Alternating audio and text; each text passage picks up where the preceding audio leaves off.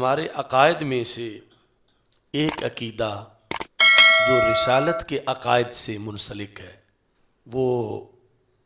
سرور کونین حضرت محمد مصطفیٰ صلی اللہ علیہ وسلم کی نورانیت کا عقیدہ ہے کہ آپ نور ہیں اور اللہ کا نور ہیں، اور پھر یہ کہ آپ کے نور سے دیگر انبیاء کرام علیہم السلام کی تخلیق کی گئی۔ تو اس سلسلہ میں بعض لوگوں کا یہ خیال ہے کہ شاید یہ امام احمد رضا خان فاضل بریلوی رحمۃ اللہ علیہ سے یہ بات شروع ہوئی، انہوں نے یہ کہنا شروع کیا۔ تو یہ عقیدہ سلف صالحین میں پہلے سے آ رہا ہے، یہاں تک کہ حضرت غوث اعظم رحمہ اللہ تعالی بھی اسی عقیدہ کے قائل ہیں، اور اسی عقیدہ کو آپ نے اپنی کتابوں میں ذکر کیا۔ آپ کی کتابوں میں سے ایک کتاب ہے صلوات الشیخ عبد القادر الجیلانی۔ امت کے اندر لوگ اظہار محبت کے لیے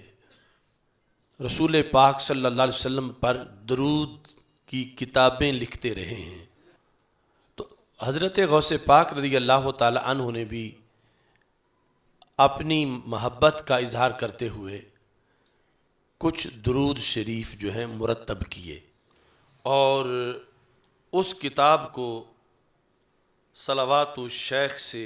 تعبیر کیا جاتا ہے، جس میں آپ نے درود شریف کے 41 صیغے لکھے۔ اس کی شرح کی حضرت شیخ عبد الغنی نابلسی نے، جو 1143 ہجری میں جن کا وصال ہے، اور اپنی کتاب کا نام لکھا کوکب المبانی و کوکب المعانی شرح صلوات سید الشیخ عبد القادر الجیلانی۔ یہ یعنی وہ کتاب جو اس وقت میرے سامنے موجود ہے، یہ غوث پاک رضی اللہ تعالیٰ عنہ نے جو درود لکھے 41، اس کی شرح ہے، یعنی وہ درود بھی اندر موجود ہیں، وہ درود علیحدہ چھپے ہوئے بھی وہ کتاب ملتی ہے عربوں میں، اور یہ اس کی شرح ہے۔ تو درود کے اندر جو 20واں درود ہے حضرت غوث پاک کا لکھا ہوا 20واں درود شریف، اس میں آپ لکھتے ہیں اللہم صلی وسلم علی سیدنا و نبینا محمد جمال لطفی کا و حنان عطفی کا و جلال ملکی کا و کمال قدسی کا النور المطلق، یعنی یہ رسول اکرم صلی اللہ علیہ وسلم کے ناموں میں سے ایک نام کے طور پر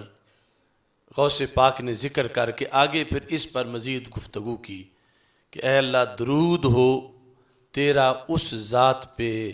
تیری رحمتیں برسیں جن کو نور مطلق کہا جاتا ہے، النور المطلق۔ آگے بسر المعیت التی لا تتقید الباطن مانا فی غیبک الظاہر حقا فی شہادتک شمس الاسرار الربانیہ و مجل حضرات الرحمانیہ منازل الکتب القیمہ و نور الآیات البینہ الذی خلقتہ من نور ذاتک۔ یعنی ویسے تو یہ جو ہر درود ہے اس کے ایک ایک لفظ پر بہت بحث ہے کہ آخر حضرت غوث پاک رضی اللہ تعالی عنہ نے اسے سوچ کر کتنا محبت سے عبارت کو منظم کیا، لیکن آج کے موضوع کے لحاظ سے اس میں سب سے پہلے النور مطلق اور پھر نور الآیات البینہ، کہ جو آیات بینہ ہیں روشن نشانیاں اللہ کی، ان کا نور، اور پھر بالخصوص یہ کہا الذی خلقتہ من نور ذاتی کا، جو کہ بات ہو رہی ہے اللہ تعالیٰ سے۔ اللہم صلی، اے اللہ تو درود بھیج، تو صلوات بھیج، تو اس لیے اللہ سے مخاطب ہوتے ہوئے کہتے ہیں الذی خلقتہ، اے اللہ وہ نور جس کو تو نے پیدا کیا، الذی خلقتہ من نور ذاتکا، جس نور کو اے رب تو نے اپنی ذات کے نور سے پیدا کیا۔ الذی خلقتہ من نور ذاتکا وحققتہ باسمائک وصفاتک وخلقت من نورہ الانبیاء والمرسلین، کہ رسول اکرم نور مجسم شفیع معظم صلی اللہ علیہ وسلم کا وہ نور، اے اللہ جس نور سے تو نے سارے نبیوں کو پیدا کیا اور سارے رسولوں کو پیدا کیا۔ یعنی یہ جو 20واں درود شریف ہے حضرت غوث پاک رحمہ اللہ تعالیٰ کے 41 درودوں میں، چونکہ قرآن و سنت میں درود پر کوئی پابندی نہیں لگائی گئی کہ کوئی ایک معین پڑھنا ہے، بلکہ یہ اجازت دی گئی کہ رب کو مطلوب ہے کہ زیادہ سے زیادہ مختلف طریقوں سے ہر بڑا پڑھا ہوا بندہ سرکار کے اوصاف و کمالات کو اچھے لفظوں میں بیان کرے۔ تو اس لیے پھر ائمہ نے وہ خواہ امام بخاری ہوں، خواہ امام مسلم ہوں، خواہ امام ترمذی ہوں، جنہوں نے درود ابراہیمی والی حدیثیں خود روایت کی ہیں، انہوں نے اس کو بھی مانا ہے اور اس کے ساتھ اپنی طرف بھی درودوں کا اہتمام کیا ہے۔ تو حضرت غوث پاک رضی اللہ تعالی عنہ کہ اس درود سے ہمیں وہ عقیدہ مل گیا کہ جس عقیدے پر آج ہم موجود ہیں، کہ حضرت محمد مصطفیٰ صلی اللہ علیہ وسلم کے ناموں میں سے ایک نام نور ہے، نور مطلق۔ اور پھر